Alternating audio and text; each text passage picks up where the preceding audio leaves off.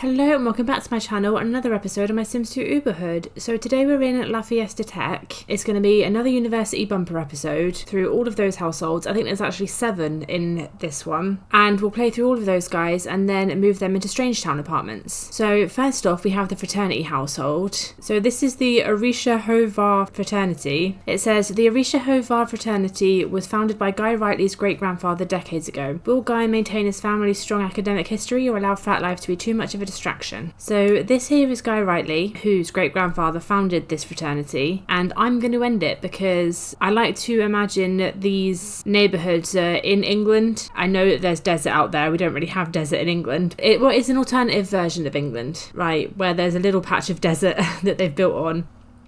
But I tend to go by more English rules, and we don't have fraternities and sororities here, so while I'm playing the fraternity and sorority pre-mades, I'm not going to keep them as fraternities and sororities long term. They are just going to peter out. This is the last generation, so Guy Riley's great-grandfather founded this fraternity, and Guy Riley is ending it. So Guy is a popularity sim. He's a sophomore, so he's a little bit older than the other residents. He's a culinary arts major, which would normally be a literature major, but I've got a mod that changes it, and I've changed that mod as well to make it into culinary arts. His bio says, Guy is a great student, a good friend, and generally successful at all his endeavours. Can anything knock him off his even keel? And that's kind of it. He's a bit boring. Just a perfect guy, you know, he's got it all, but maybe we can knock him off his even keel at some point. Next up we have Matthew Hart. Matthew is a family sim studying physical education, which again is changed because of my mod that would have previously been economics. He's dating one of the sorority girls called Sarah Love, you know, love, hearts. So it's kind of like a really cheesy relationship. Matthew came to school with his longtime sweetheart to get educated and grow up a bit. He's completely in love and excited about enjoying the college experience. And finally we have Mickey Dosser, who's probably the most interesting out of these 3. He is a romance sim. However, I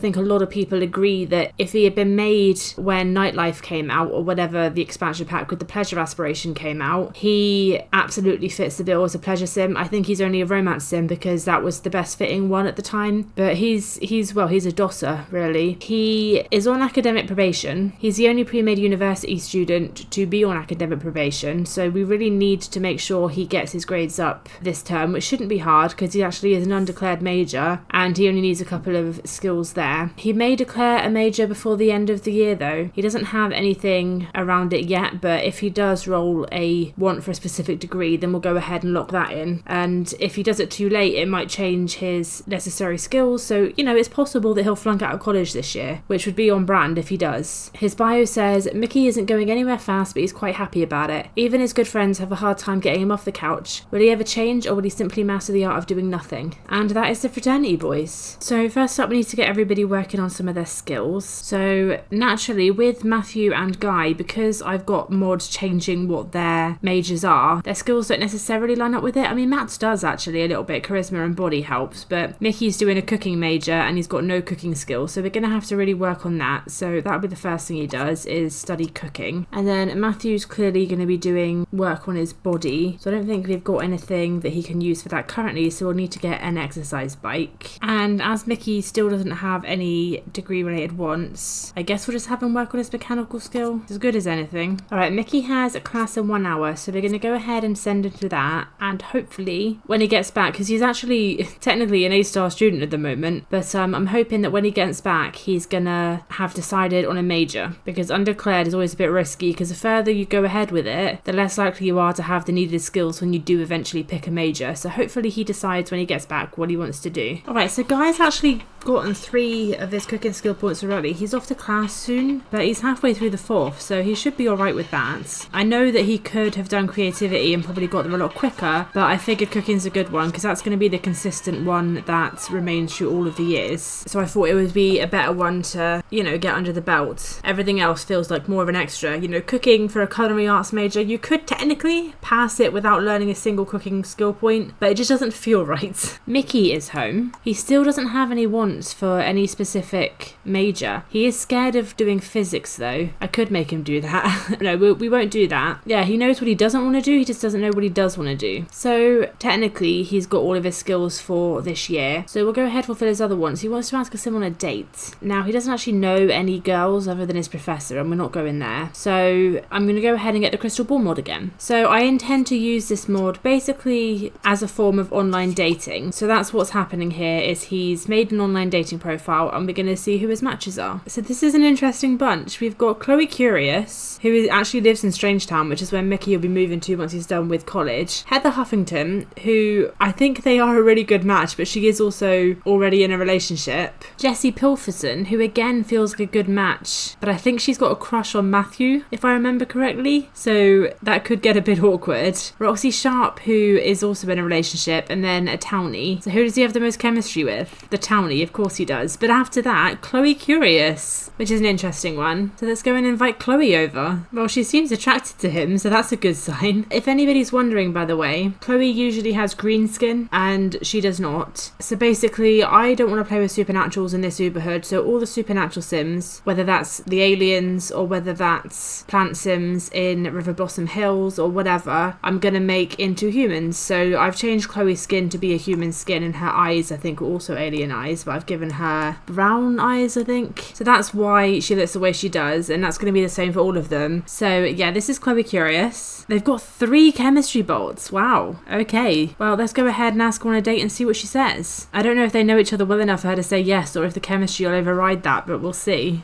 But they're both into each other, so that's good news. And she said yes. Interestingly, just before he re-rolled his wants to be all Chloe related, he did roll the want for an art major, so maybe that'll come back at some point. But for now, his brain is all taken up with Chloe. Briefly, he thought, oh, maybe I should study art. Nope, Chloe Curious is in front of me, and she's gorgeous. His wants are all pretty platonic at the moment, but we'll go ahead and fulfill some of them and see if, you know, they end up less so as time goes on. I have to say, while I'm fulfilling these wants, even though these two seem to get on really well, I mean, Chloe's face doesn't show it right now, maybe she's just not interested in bombs, but they are really attracted to each other. Like, they keep heart farting all over each other. I mean, they've got 3 chemistry, so that's kind of obvious. But the more wants I fulfill about Chloe, none of them are getting romantic, and actually he's starting to veer away from it. He wants to buy a makeover station, which perhaps is a little bit offensive to Chloe. I think she looks fine. He also wants to throw a toga party, so I don't know if he's super into it. Maybe he is, maybe he isn't. But we'll throw a toga party because he does have one friend outside of the frat house. We might as well invite him over. But like, I mean, that face sort of says it all. If he's like gonna throw a toga party and everything, maybe she's gonna feel like he's a bit immature. I don't know. Yeah, she's not happy about that conversation at all. There's clearly a lot of attraction there for some reason or another, but I don't know that they actually have anything in common conversation-wise. So despite them having a bit of an awkward conversation earlier, they actually are doing quite well in terms of their relationship. They're almost friends. And while Mickey hasn't had any romantic wants for Chloe necessarily, he has now rolled the want to have his very first woohoo. Now, I don't know that he particularly cares that it's with Chloe specifically, but as she's here and as they're on a date, we might as well see if we can make it happen, right? Alrighty, so Mickey and Chloe are friends, so let's start getting a bit romantic. She seems to like it, so that's a good sign. She's got a crush on him. Mickey doesn't quite feel the same yet, but won't be long, I'm sure. And now Mickey has a crush too. I'm not sure what to do next because they have quite a high daily relationship and they've got a crush on each other, but they've still got really low lifetime relationship. So I don't know if kissing is like too fast, too quick, or if these two are up for it, but I'm gonna give it a go. See what happens, why not? So she seems receptive. That's good news. So Mickey is getting a bit hungry and I imagine Chloe might be as well. So we're going to pause for some burgers, which Guy has so kindly made up for everyone. And then carry on. Carry on with the kissing. We've got more options now. So it's clearly working. She clearly seems receptive to it. See how high we can get their relationship. So these two are still getting all romantic and they're very slowly building up their lifetime relationship. Apparently Chloe's into whatever that was. I don't think there'll be any woohoo today because it is going up so slowly that, you know, I don't think it's going to happen today, but it'll get them in a better position for another day if it does happen. It might well be that Mickey rolls more wants like this in the future. They are so into each other. I don't know what she sees in him. You know, I'm maybe not the person to ask because I don't see anything in men in general, but this man in particular, he doesn't seem to have anything to offer. It is a shame that he's not actually rolling romantic wants for her. You know, it'd be quite nice if he was like, I want to kiss her, I want to flirt with her, but he just wants to woohoo in general when she happens to be here. So But then to be fair, she is also a romance sim, so she probably doesn't really care. That's probably all she wants as well. Yeah, it is. That is exactly what she wants as well, is a one night stand. I don't think they're going to get to a dream date today, and so I don't think they're going to get to woohoo because they don't have time. But they are very much more into each other than I thought they were going to be, and yeah, like I said, they're on much better footing for next time, if there is a next time. They're best friends now, apparently. The party went well, and so did the dates. She says, thanks, that was really fun. Let's do it again soon. You're really some kind of date. I think both Mickey and Chloe would have liked it to go further because, like I said, both of their wants panels were mostly platonic except wanting to woohoo with somebody. So they clearly both had one thing in mind. So they could have probably cut to the chase, but they were both thinking that the other one wanted to be wooed a little bit. But yeah, they are best friends now. They've got a crush on each other. They've still got 3 bottles of chemistry. So if he rolls this one again, I'm not going to lock it in, but if he does roll it again, then we'll give Chloe a call and get straight down to it, I guess. Alright, so it's the next day. We're just going to have a Guy and Mickey get some breakfast because Matt is still in bed. And then Guy needs to carry on working on his cooking skill, and it will start working on Mickey's wants again. So Mickey does want to meet someone new, but he also still has a want to be BFFs with Chloe, and he does have some fears around her as well. So even though he doesn't seem like he's super committed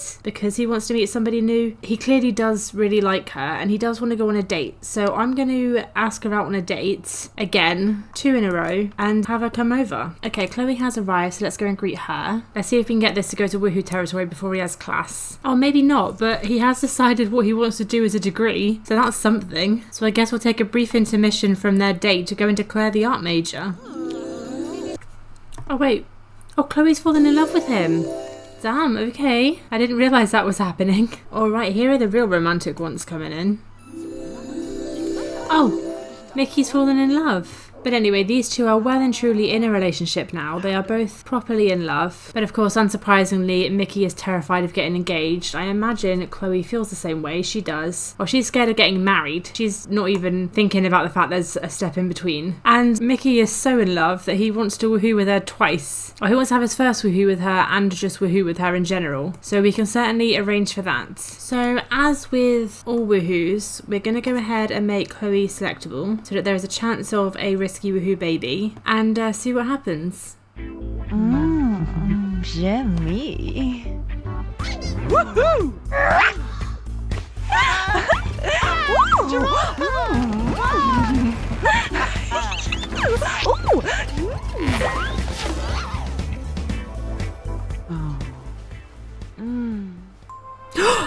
No! Oh my god!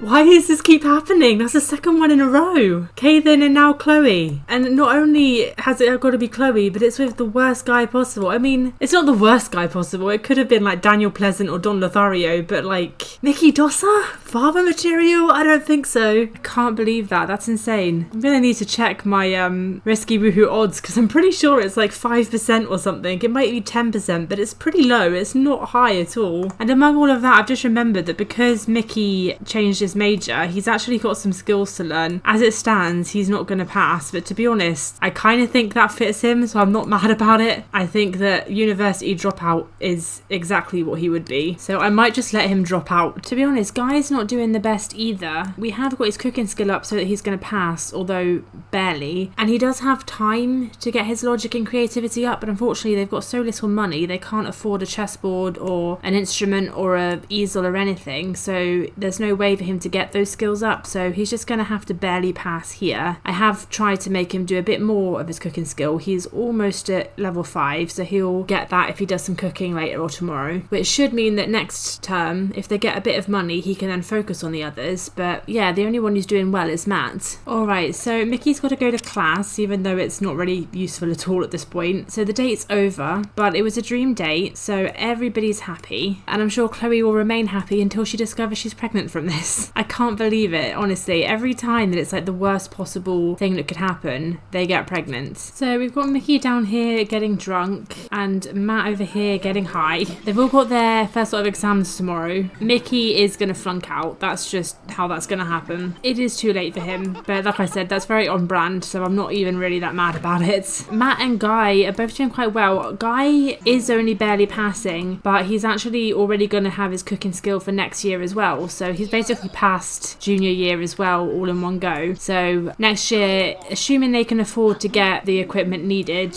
then he can just focus on getting his grades higher, knowing that he's definitely going to pass. So Chloe's just appeared in the middle of the night. She said, "I had a ridiculously fun time on our outing. I thought I'd commemorate the event with this gift. Here's a bust of Tyler Poder." I mean, she did already come round with flowers. That was good enough. This feels a little bit excessive. I mean, that being said, the frat boys are definitely in dire need of some money, so let's see how much it's worth. 3,000. We will take that, thank you very much. I might have kept it if they were living in a permanent house, but they're only here for a few days anyway, so it seems silly to leave it here. And they will definitely need that money to move into their new place when they're all done with university. It's a shame it didn't come a little bit earlier, because then maybe Guy could have actually bought a chess table and an easel to work on his skills, but he can definitely do that now next term. So we're going to have Mickey come and make some breakfast for everybody. He's never going to get 2 cooking skill points doing that, but you know, every little helps, I suppose. And then after breakfast they can head off to their exams. Alrighty, so everybody's back. Guy got a C, which is okay, especially considering we couldn't afford most of the things he needed. Matthew got an A star, and Mickey got expelled.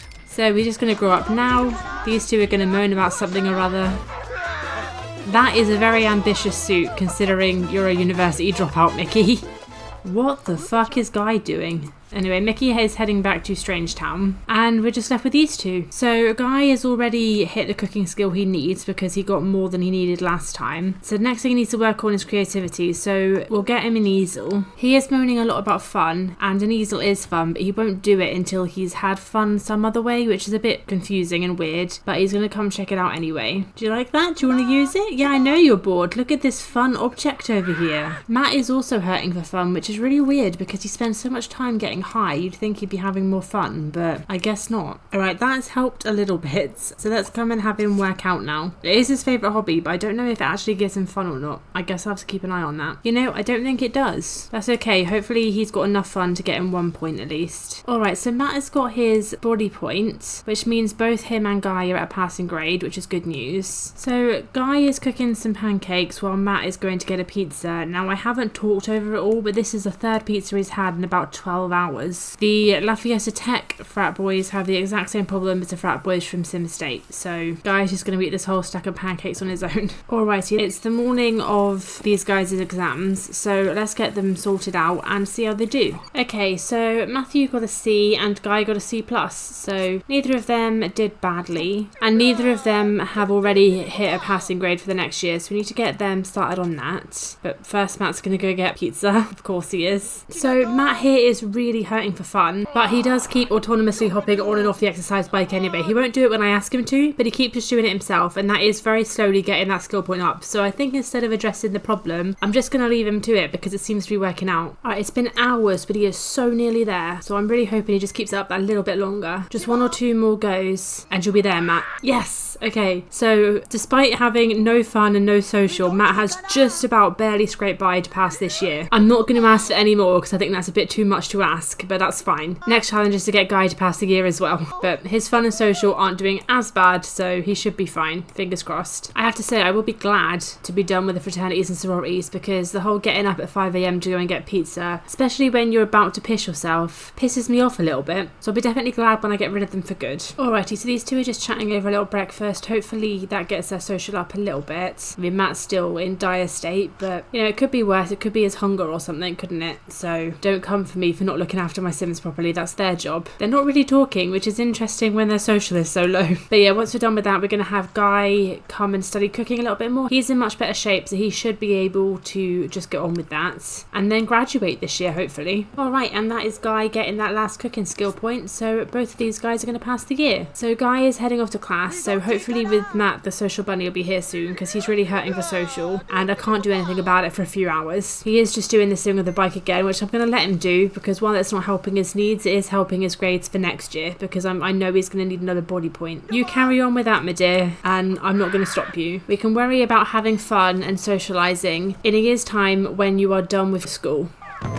And here we go, through the wall, but easier. So that'll fix the social and everything will be right as rain. Between the bubble blower and the social bunny, I think Matt's going to have it covered, and hopefully we can keep him going just through one more year. One more skill point is all you need, Matt. Get that body skill, and then I don't care about you getting A stars, I just want you to pass. I mean, we've got 2 more days. He's going to pass this year. I'm talking about next year. I'm getting ahead of myself. Alright, so let's have everybody head to bed, ready for their next lot of exams tomorrow. Guy's final lot. Alrighty, so both Guy and Matthew got C pluses. You know, it's not the best, but I'm just mostly focused on the fact they passed. That's all I am caring about at the moment. I'm setting the bar relatively low. So Guy has just bought himself a pizza to celebrate, although I don't know how much of a treat it can be when you get like 5 every day. As you can tell by the kitchen, it's everywhere. So let's go ahead and send him home, back to Pleasant View. Well, it'll be Strange Town.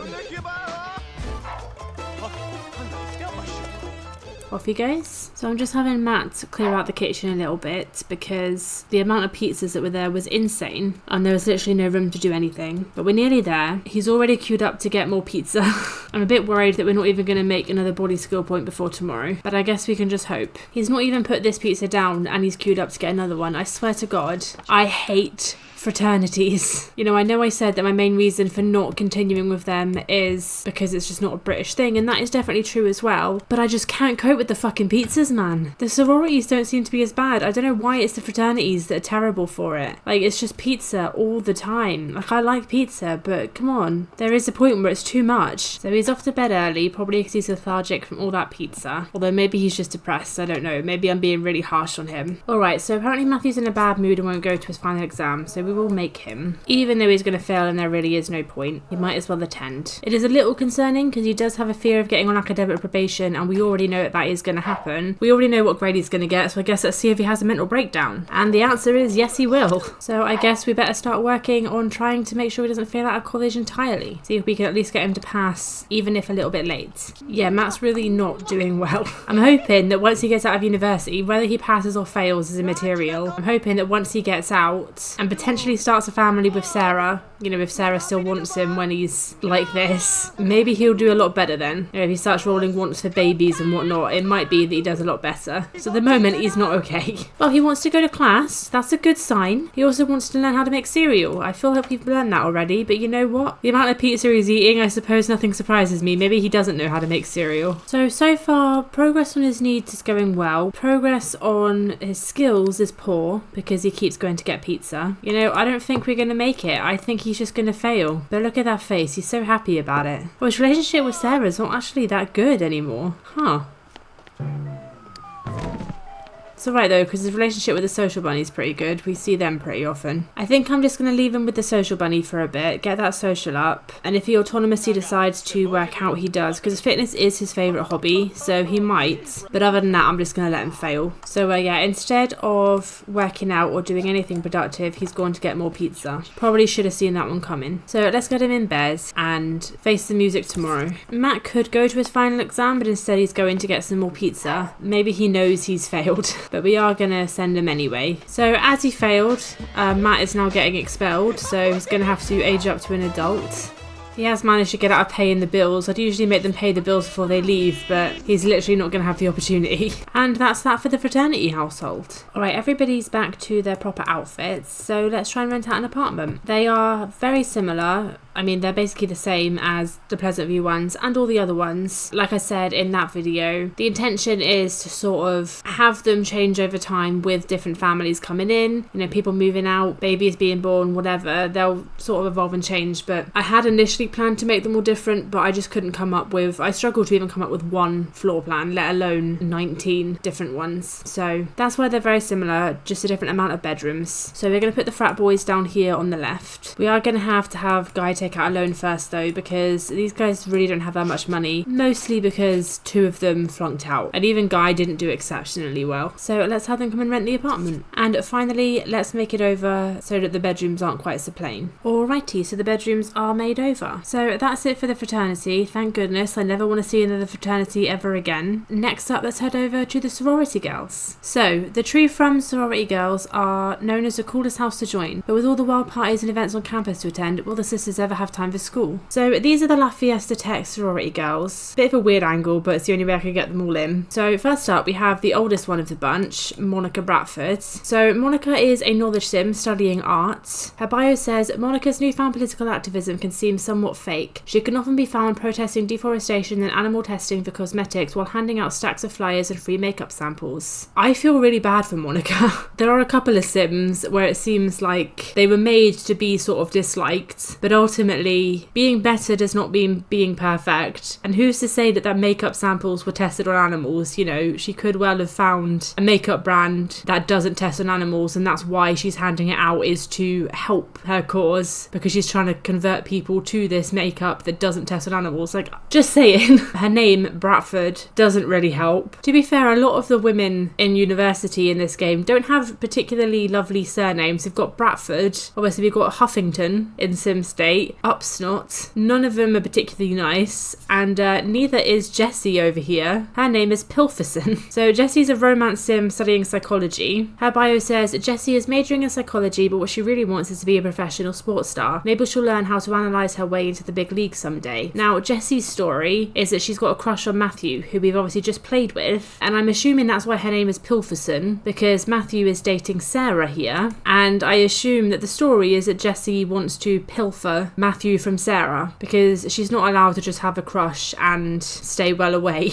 We of course have Sarah here, as I said, Matthew's girlfriend. Sarah is a family sim studying biology. It says Sarah loves her boyfriend and feels like life is going pretty well. She came from a small town to a big campus and can't wait to meet new people. So much like Matthew started out, very much, you know, this perfect person. She and Matthew seem to have quite similar outfits actually, with the blue top and the black bottoms, even to the point where there's like a little logo up here on the chest. So I think Matthew's is a banana, but you never know, maybe Sarah will also have a mental breakdown just like Matthew did, and maybe they'll end up becoming incredibly messy parents later in life. And finally, we have DJ Verse. DJ is a popularity sim studying culinary arts, which of course would previously have been literature. It says DJ keeps herself busy by performing at local venues. She's creative, talented, only staying in the sorority until she can find a place of her own. So DJ by name, DJ by profession, it sounds like. And those are all of the sorority girls. So first up, well, we've still got a happy household who is willing to study. Let's get them studying. So we'll obviously get Monica being the art major, doing some art. DJ being culinary arts can do some cooking reading. We'll get Jessie working on her charisma and Sarah on her logic. Do they have a chess table? I don't think they do, so we're going to need to buy a chess table. It's so lovely and peaceful when everybody just does what they're told and actually studies instead of crying about wanting pizza. It's a refreshing break until the chaos ensues. Should say though that actually while I do have DJ working on her cooking, she actually is at a passing grade already, so she will be more than fine. Just see if we can get her an A star. It'd be nice if everybody got an A star, because I think everybody's capable of it. Alright, so it's only just barely the afternoon and everybody's already at a passing grade, so we've got the rest of the day and tomorrow to get everybody higher grades. Well, that's in character. Is Monica okay? She's like starving, and instead of, you know, eating some freshly cooked mac and cheese, she's just drinking and smashing cups in her head. I think Monica's already having a breakdown. It's day one. Sam Boyle is haunting us even in a new university. I don't even know which university he's a professor in, but this is next level stalker behaviour. He terrorised all of our Sims at Sim State, and now he's also terrorising the sorority girls at La Fiesta. What is your deal? Alrighty, so Sarah is the first one to get all of her skills, so she is now gonna be an A-star student. Sam Boyle did just call up on the phone looking for Sarah, but I figured I'd give him a pass on that one because he is actually her teacher, but it's still a bit creepy. Alright, so it's the night before these lots exams. Everybody's at a passing grade, some are doing better than others, but they're all gonna pass. Jessie actually wants to go on a date. Now, she doesn't actually have chemistry with anyone she knows. She does have a crush on Matt Hart, but we are gonna leave him alone and try not to be a homewrecker, especially if she doesn't even have chemistry with him. So let's pull out the online dating app or the crystal ball mod and see who she ends up having chemistry with. Alrighty, so out of the choices, all of these are uni students or ex-uni students, because Ashley Pitts is also here. So you've got Almeric Davis, Ashley Pitts, Gunnar Rock, Max Flexer and William Williamson. So who she got the most chemistry with? I'm gonna guess Ashley. No! Almeric Davis. Okay, that's really interesting and almost feels a little bit random, but I suppose let's have her meet Almeric. It's a quick introduction to him. I can't remember if he's in La Fiesta Tech or Academy of the Tour, but we'll either be meeting him and his brother later this episode or next episode. I don't remember a whole lot else about him. I know he's in the dorm with his twin brother, but I couldn't even tell you like his aspiration. I think he might be a popularity sim, but I'm not sure. But I can find out by asking him on a date, as Jessie wants to do. So let's see if he wants to go. First of all, have we got chemistry with him? Apparently not. According to this, we now have chemistry with Matthew, which is a bit weird because I swear down we didn't a minute ago. But we don't have any chemistry with Almeric. Apparently he's also the one we've got the most chemistry with in the whole neighbourhood, so I don't quite understand that, but that's fine. It is what it is. Maybe once we ask him on a date, they'll get some chemistry. Who knows? I mean, that's assuming he even says yes, because he might not even say yes. Are we saying no? Well, that didn't go well. I don't know why he came up as somebody with high chemistry when they clearly got no chemistry. It sort of feels like she'd have been better off with Ashley. Oh, she's out here playing chess with him. I didn't even realise. Oh, she wasn't playing chess with him. She was playing chess and then he sat down and started over. Well, regardless. Oh, they don't even get on. I think what we'll do with those two is we'll just consider that like maybe he reached out or she reached out on online dating, but the conversation never really got anywhere. They never really had a whole lot in common, and maybe it'll blossom into something later. Maybe they'll just be friends. Maybe they'll just never talk again once he leaves tonight. You know, obviously, while it worked out really well for Mickey and Chloe, it's not necessarily going to be that every single person immediately falls in love with the person they have the highest chemistry with. So it doesn't feel like too cheaty either, because some of them don't have anything in common, even if they're supposedly the highest chemistry. It's a way to meet new people, and they may or may not have a lot in common. She is really worried now, though. She's got a lot of fears around him. She doesn't want to be rejected for a dance, a conversation, or a flirt, and she's got quite bad aspiration, and she's starting to worry a little bit. So maybe she's like wondering if she's actually good enough. She's thinking, oh, if this guy can reject me, you know, maybe I'm not attractive enough, maybe I'm not good enough. Like maybe she's starting to feel a bit insecure because she wasn't expecting a rejection. All right, let's send everyone to bed and see how they all do in their exams tomorrow. So DJ got a B, as did Monica, and then both Jessie and Sarah got A stars. So let's get everybody working on the next lot of skills. Interestingly, Jessie seems to be doing the best out of everyone so far because she's the only one who's hit a passing grade already. But in their defence, the others did all have class this afternoon, whereas Jessie's isn't until later tonight, so maybe she got a bit of a head start. The others are all having a lot harder time with their fun though, especially Monica and DJ, which is interesting because while I understand DJ's excuse, Monica's main thing she's been doing is painting, which should be fun for her being an art major. So I'm surprised that her fun's so low, because Jessie's fun's pretty good for exactly that reason. It also doesn't help that you'll have chronically low hygiene because for some reason in a household of 4 they have one bathroom. Household of 4 with frequent visitors, and that's the only bathroom they've got, so that's also a permanent struggle. Well, I'm quite grateful. Everybody seems to be relatively happy. I mean, they're not perfect, but they seem to be doing okay, and everybody's actually studying for once. Who still hasn't got their needed grades? Both Monica and Sarah haven't, but Sarah is studying logic, and that's getting her fun up, so that should help. And Monica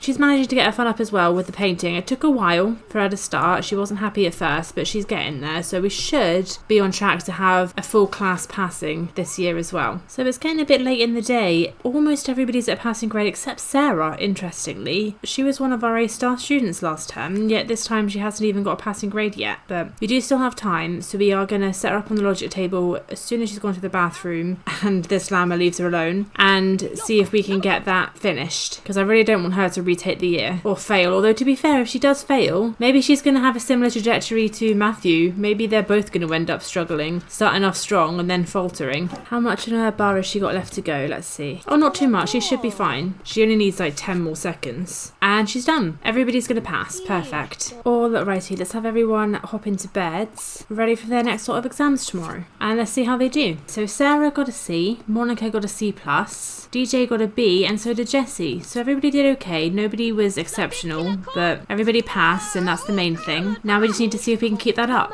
for 1 or 2 more semesters. 1 for Monica, 2 for everybody else. So we're just having DJ come and cook for everybody because, you know, she is the culinary student, of course. Nobody's at a passing grade yet, but everybody's been a bit burned out today, especially DJ. But I'm hoping that tomorrow, after a good night's sleep, bit of rest, bit of food, everybody will be ready to get going and hopefully pass the year. And as for DJ, I guess we'll see. I figure if nothing else, she can hopefully get a skill up just by cooking for people, even if she doesn't want to read. Alright, so we've got everybody working on their skills. All 3 of these guys are very close to getting the next skill, so they should all be at a passing passing grade. So Jessie's got there, Sarah's got there, and Monica's got there. Although I think Jessie still actually has one more skill she needs to get. She does, yeah. So hopefully we can get DJ there as well. DJ's fun's not the best, so she is struggling a little bit, but hopefully she'll manage. Like I said before, she just needs to get that cooking, and that is going to be aided by the fact she is like the designated chef for the family, I suppose. So I don't know how much. Oh, she's not got too much left, so she should be alright. So DJ's got her next cooking skill point, so she is passing. Perfect. Just got Jessie to go. So it's the night before the next sort of exams. They're eating in 2 separate places. DJ and Sarah are outside. Yeah, it's Monica's last night here as well, because she is a year older than the others, so she's a senior. So she's all good to go. She's not only on track to graduate, but she's on track for an A star. So we'll be saying goodbye to Monica tomorrow morning. It might be nice to have one less person though, because there's always arguments over the bathroom. I can't believe there's only one for 4 people. Like the frat boys, where there's only 3 of them, not only do they have 2 bathrooms, but their shower and their bathtub were like segregated into separate rooms so you could use them at the same time. But yeah, no, this house is a struggle. So it'd probably be good, as much as I do like Monica, probably would be good to have just one less body to bathe. Alright, I've had DJ make some pancakes. Nobody's gonna have the chance to eat them, but A, they're there if they want them when they get back, and B, it's helped DJ's cooking skill a little bit more. And now everybody's gonna head off to their exam. So it looks like Jessie got a C+, as did DJ. Sarah got an A-, so she didn't quite get the A+ we thought she might, but A- is still plenty good enough. And Monica got an A+ and on the Dean's list. So Monica has now graduated, so once everybody's got over DJ's stink, we're gonna go ahead and move her out. And Sam Boyle's come to celebrate as well. Of course he has. Alrighty, so Monica's going to head home now. Well, she's got to get past the stalker Sam Boyle at the door first. And off she goes. And then there were 3. So DJ and Sarah are just heading off to class, and we're left here with Jessie. Everybody's been working on their skills. And people are in a pretty good mood. I mean, you know, nobody's lacking on fun, which has always been the biggest issue in university, I find. So even if we don't get there today, we should be able to get everybody to a passing grade tomorrow and then graduate. I'm so excited to be done with the fraternities and sororities forever. Alrighty, so Jessie's gained that creativity skill point. So Jessie's going to pass, so that's good. Hopefully she might actually also finish his painting. Nobody's finished a painting in this house yet because they've all been busy destroying each other's to make room for their own. So it might be nice if she gets a little bit of cash to take into their new place. And this one's going for 44. Could be better, could be worse, but that is not bad. Alright, so Sarah's gained a logic skill point. So Sarah's also at a passing grade. She's also going to celebrate with 2 pizzas instead of 1. The only one I'm a bit worried about now is DJ. She's not having fun, and all she wants to do is work out, which isn't improving her fun. I'm hoping that she just gets, because she's more than halfway up that skill point, I know that. So if I have her cook tea and breakfast, hopefully that'll be enough to just push her over and we won't have to retake the year. As for Jess, she's actually quite close to getting her next skill point to get an A star. So once she's got that, which will be any minute now hopefully, there we go, we can get back to working on her wants. I've still got the date one locked in. Now it didn't work out with Almeric. They still don't have any chemistry. They never talked again after that disastrous first meeting. They basically are strangers to each other. They probably don't even have a passing thought about each other. So what I think I'm going to do is I'm going to say she's still got her online dating profile open. So let's go and see and try and get her another match. And we'll see if we can actually find someone with chemistry this time. So same matches as the last time, I believe, except I don't recall having Chaz Whippler or Jonah Powers. I think Ashley, Gunnar and William were there. And obviously we replaced Almeric, although you could argue that if they had chemistry, they would still have chemistry, but they don't. But there was somebody else here, and I can't remember who it was. I don't think it was Chaz or Jonah. So that's interesting that that's changed. So out of these guys, who does she have the most chemistry with? Ashley! Okay. I swear down that last time he was quite far down the list. To be honest, I think she and Ashley would make a good match. They're both romance sims, and obviously he was in a fraternity and she's in a sorority, so I have hopes that these two will actually have chemistry. So let's go ahead and bring him over and see how she likes him and how he likes her. So they do have chemistry. These guys have a lot of chemistry. It's really interesting that Almeric went above Ashley last time when they have nothing in common, but she and Ashley immediately have 3 bolts of chemistry. So yeah, it does seem like she and Ashley are the best matches, which, you know, makes sense. Like I said, they're both very similar people, I can say that much. So hopefully he actually accepts her offer for a date. So let's go ahead and ask him. There's lightning bolts everywhere. That is a good sign. Alright, so it seems like he said yes, so that's a good start. So let's see how good we can make this date. So far her wants are largely platonic, although his are a bit romantic. She does want to go quite fast. I mean, most of her wants are platonic, but she wants to smooch him whilst they're slow dancing, so I'm going to go and try that. I mean, they've got the chemistry, so maybe he'll accept it. And they've just met, but they're already really going at it. No time to waste. To be fair, she has class in half an hour, so there is literally no time to waste. I imagine they're going to spend most of this date slow dancing because she keeps rolling wants related to it. You know, it's an easy way to get the relationship up, isn't it?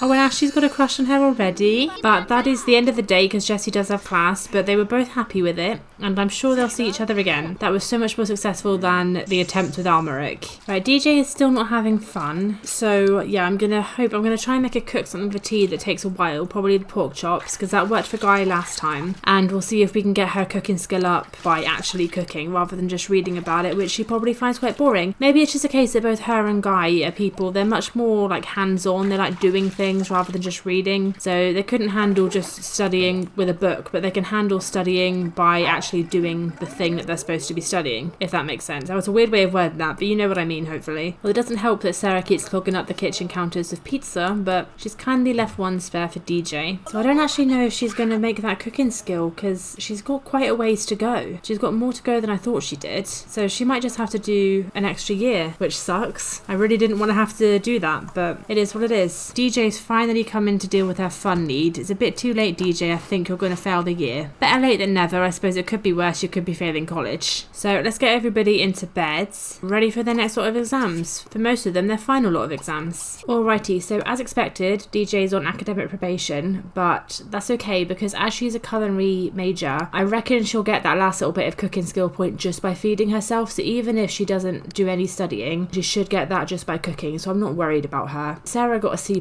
and Jessie got a B-. DJ's not feeling great about it, which is understandable. You know, she generally has it together, so it's a bit odd that she didn't this time. I think she was just a bit stressed, but she'll manage. So we're going to have DJ come and get the bills, and then as soon as the phone stops ringing, we'll move Jessie and Sarah out. So DJ just got a letter, which I'm assuming is actually for Jessie. I read something on the Sims 2 subreddit about those notes turning into pictures or something when you place them somewhere. I mean, obviously now we know Jessie's the only one who's gone on a date, but sometimes I have households where multiple people go on dates all in a row. It does! That's so cool! I never knew that before. Like I said, I saw it on the subreddit, and that's going to be so helpful for the households I have where more than one person goes on a date in one day. We'll put that in Jessie's inventory, since it is actually for her. Even though DJ was, you know, kissing it as if it was for her. Clearly for Jessie. But that's so cool. I didn't realise that it came up with a picture when you put it out. I love how this game is over 20 years old. I've been playing it for like 13 years, and I'm still learning new things about it. Right, DJ is very close to getting that cooking skill, which is good, but also a little bit frustrating that she only needed 1 more hour. But, you know, at least she's going to pass. That's the main thing. And there she goes. So she's going to pass the year before Sarah and Jessie have even left the house, which is, like I said, a little bit annoying, but could be worse. Maybe she does also need 5 logic skill points, and she's got none so far, so maybe she can even pass with an A* if we can get her on that chessboard for long enough. We'll see. That'd be a turnaround, wouldn't it? Go from academic probation to A* student. Alright, we're finally getting around to starting to move these two out. So first up, it's Jessie.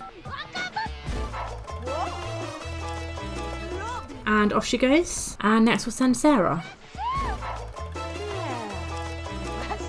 And Sam Boyle has just come to say goodbye to her for some reason. He is her professor, to be fair, so at least he actually has a reason to be here this time. And off she goes back to Pleasantview. So the good news is that even though DJ's fun is pretty low, the only thing she needs to do now is logic, so in theory the chessboard should help to get that up on its own. So she should end up being okay for fun. I mean, not that it really matters, because obviously she's got her minimum skills now, so she's going to pass anyway. There's no jeopardy here. But you know, we want to make her time alone fun if we can. So DJ has to go to class now, so we're going to stop doing chess. She's got 2 points, and there is the chance that she might get a third when we get home, but that's going to be a bit touch and go. But it's better than nothing, and even though it's not going to count towards her grade at all, it will help her potentially in the world of work. So I feel like even when we know that there's no chance of it helping in the grade, it does just help to get those skills. Give them a bit of a boost in the workplace. That's all the degrees are good for, really, anyway, isn't it? So getting a boost, getting promotions a bit easier and all of that stuff. Alright, let's put DJ DJ to bed for the last time in this sorority and see how she does in her exams tomorrow. So DJ's final grade was a C+.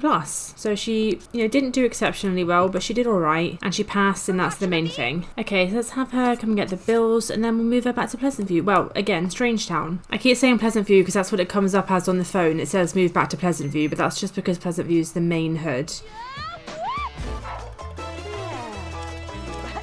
So this isn't what she's wearing in her portrait, so I've got no idea. I assume this is her athletic wear. I can't even remember what she was wearing before that, but that's fine. I was going to say she's become weirdly sporty because she's also rolled and want to get a job in the athletic career, but yeah, it looks like she's wearing furs. So definitely want to change her outfit. So let's go and move all of the girls into their new home in Strangetown. Alright, so they're all moved in. I think this household more than any other is going to need the makeovers, like really need the makeovers, especially for DJ. So let's go ahead and get them looking back like themselves. Alright, we're all made over. I think the only person whose outfit had to change is Monica's, and I've got it so similar to what she had. I think it's fine. So yeah, they'll be upstairs in the 4 beds. So as usual, let's just change the colours of the bedrooms a little bit so that we know whose is whose. Alrighty, so that's all done. So it's on to the next household, which is the Shifting Paradymes household. So the Shifting Paradymes have bonded over their love of music and moved into their own place to focus on their art. All living outside the dorms inspire them enough to create the masterpiece they desire. So this household consists of 3 band members. We have Gunnar Rock in the background there, and then Jasmine Ray and Zoe Zimmerman. Gunnar is the oldest. He's a romance sim studying history. Actually, they're all studying history. That's one thing I don't know why. I feel like maybe they should be studying art or drama or something, but regardless, they are all studying history. Gunnar's bio says, Gunnar is a so-so musician, but he thinks he's the best thing since sliced bread. Perhaps he'll eventually understand why his female bandmates aren't exactly at each other's throats for his attentions. And then his female bandmates are Jasmine and Zoe. Jasmine on the left, Zoe on the right. They are both popularity sims, and as I said, they're both studying history. So Zoe's bio says, Zoe joined the band to get out of the dorms and make some new friends, but her real focus is on her studies. As much as she likes music, Zoe wants to graduate and get a job.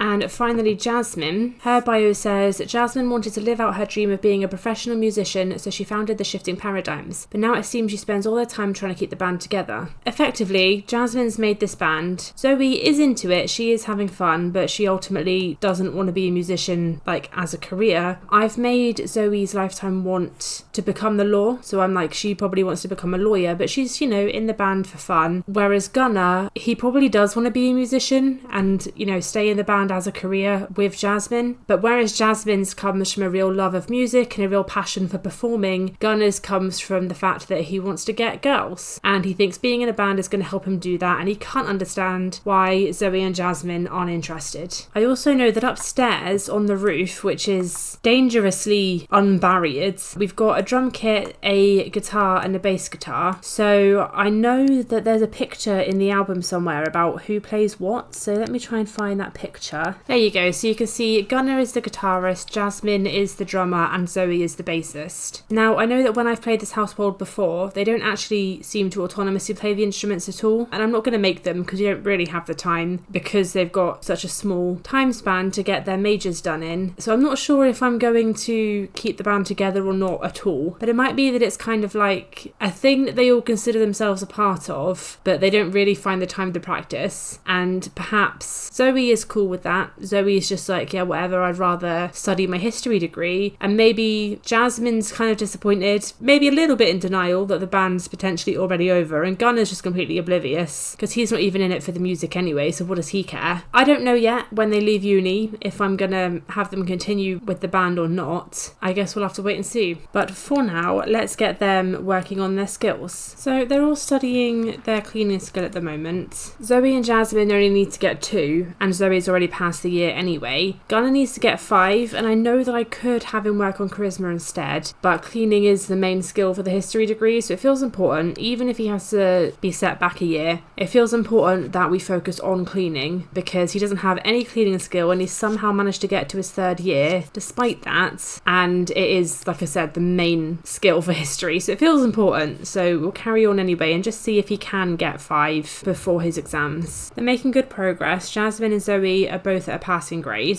and Gunnar's not, but he's nearly on his 3rd point by the look of it, so we should be alright to get to 5 tomorrow, but we'll see. Fingers crossed. See, despite their bios saying that they're not interested. Zoe and Jasmine seem to do an awful lot of heart-farting about Gunnar. And again, it's almost like they both find him genuinely quite attractive, like just from a purely physical perspective, but they can't stand his personality. So it's like they look at him and go, wow, he's actually quite hot. And then he opens his mouth and they're like, ugh. That's what I'm sort of imagining it is. So Zoe's got all of the skills she needs to get an A star. Jasmine is very close. She's definitely at a passing grade, but she's not at an A star yet. Gunnar doesn't even have a passing grade yet. He's nearly getting his 4th skill point, but they've got class very soon, so I don't think he's going to get it this year. But that is okay. He's going to probably end up on academic probation, and then we'll get a little bit of an extension. He'll get another year, and he can continue trying to get that cleaning skill up then. I don't think he'll flunk out of college entirely, because he only needs 1 and a tiny weeny bit more skill to pass the year. I just think he needs a bit more time, because he had so few skills to begin with. Alright, so these two are just out here playing a friendly game of catch. I said friendly, Gunnar. It is the night before their exams, so let's send them to bed and get their grades tomorrow. Alrighty, so as expected, Gunnar has been put on academic probation, and both Jasmine and Zoe got A+. I don't know if Gunnar... Yeah, okay. I was about to say I don't know if he had a fear of being put on probation, but he did, so he's now having a breakdown, but you know what? We've all been there. Even though Gunnar's the one who had the breakdown, it seems like Zoe's the one who just does not give a shit about her life anymore. Playing in puddles in a thunderstorm in the middle of the road. Smart. Let's get her and Jasmine inside doing something useful. And safe. Useful and safe. Oh my god. Doorbell's just rung. Guess who it is? This fucker again. Why is it always him? Like, without fail, it's always him. I don't understand it. Like, I am genuinely curious. Is it a thing that he's just always the professor that goes to greet people? Or is it a thing that, you know, it's always the same person? Or is he just obsessed with these students? Is he just kind of a creep? I mean, I think that answers our question. Alright, Gunnar is really close to getting that last skill point, and he's done it. So Gunnar is going to pass the year, which is good news because I was a bit worried about him. So he's not going to end up failing out of college. Or I mean, not for this year anyway. Who knows about next year? There's a whole other skill to get before he actually graduates. Looks like Jasmine is getting close to passing, and she's done it. So everybody's passing this year, so that's good. Alright, so everybody is just about to head off to their final exam, so let's see what they get. So it looks like Jasmine finished with a C, Gunnar with a C+, and Zoe got an A+. It is Gunnar's final year, so hopefully he manages to pass and graduate. Alright, so we're going to have all of these guys come and work on their cleaning skill, because none of them are at a passing grade yet, except Zoe, because Zoe's just got her cleaning skill point. So let's have Zoe come and work on her charisma. She really looks like she might well be on track to be the first one getting a 4.0 GPA. And Jasmine is joining her. So Zoe and Jasmine are going to pass the year, which is good news. Now we just need to wait on Gunnar. Alright, so Gunnar's home from class. He's just tidying up a little to hopefully get that environment score up, and then we're going to see if we can get him that last little bit of cleaning skill, because I really want him to graduate this year. No more academic probation, Gunnar. He's not got a whole lot left, so we should be okay if he can just stick with it for an hour or so. And he's done it. Gunnar is going to graduate with a pretty low grade, but he's going to graduate, and that's the main thing. Let's have everybody get to bed, ready for the next lot of exams tomorrow. Alright, off they go. So let's see what they get. Okay, so it looks like all 3 of them got C+. So unfortunately Zoe is not going to be our first consistently 4.0 student, but that's okay, she's still doing well. I wonder if we'll get anybody who ends up being a 4.0 student all the way through. Anyway, what that does mean is that Gunnar has graduated, so let's go ahead and send him home as the girls go to class. Did he change at all? He's clearly wearing the same thing as he was. Anyway, off he goes back to Strangetown. So let's get these two working on the next sort of skills. See, Gunnar's only been gone a couple of hours and Jasmine's already starting to tidy up the place. It feels like he was the main problem here. Alright, it is day 2 already. Neither of them are at a passing grade yet. I don't feel confident. I'm a little bit worried about Zoe because she's not doing that great. But I think we might be okay, but we're going to have to wait and see. So it looks like Jasmine has made it. So Jasmine's going to graduate, so that's good news. Zoe is struggling to focus a bit more. At the moment, I would say it's possible, even likely, that Zoe is going to end up on academic probation and have to stay back, which isn't ideal, but it is what it is. You know, she went from being a contender for getting a 4.0 at the end of her whole uni experience to potentially, well, like I said, most likely ending up on probation. It is what it is, and if that is what happens, hopefully she does better next year. Or, well, I suppose this year, the repeat of the year. Okay, so let's have Jasmine and Zoe head to bed for the next lot of exams, Jasmine's final lot. Alright, so as expected, Zoe's on academic probation and Jasmine got a C+. So Zoe doesn't actually have long until her next class, so we're going to just let them hang out for a little bit before Jasmine goes home and then send Zoe to her next class and then have Jasmine go back to Strangetown.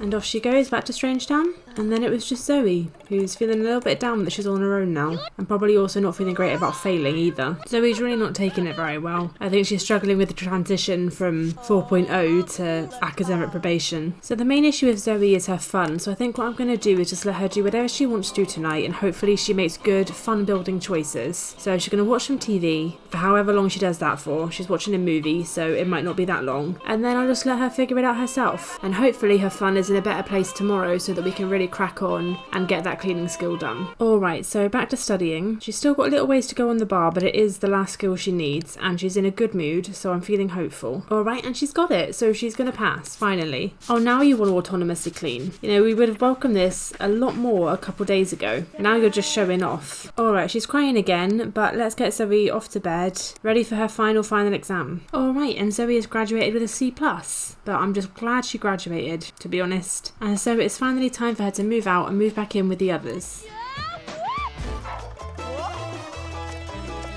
So off she goes back to Strangetown. So let's go and move her back in with Gunnar and Jasmine. I have to say I did not realise that this was what Gunnar was wearing when he aged up. So let's get everybody made over, back to their old selves, especially Gunnar, because this looks like a completely different person. Okay, everybody's made over. Pretty sure I managed to find everybody the exact same clothes, except possibly for Zoe's top, which is very similar, but I think just ever so slightly different. I think it was a bit of a looser top. But other than that, they're the same clothes, and Gunnar's got the same clothes as well. So they're all looking more like themselves. So let's go ahead and rent this apartment. Alright, so that's all done now. Zoe's bedroom's probably the most obvious with the blue and white. I've got Gunnar's on the left here with just a little bit of black in it, and then Jasmine's on the right here. But I am going to have to try and remember whose is whose. So that's it for the Shifting Paradymes household. Let's move on to the next one, which is Francis J. Worthington. The Worthingtons are used to a lavish life, so it makes sense that Francis will be given his very own residence throughout college. Can he keep his grades up and make his money last, or will he be forced to find a roommate? So this is Francis J. Worthington III.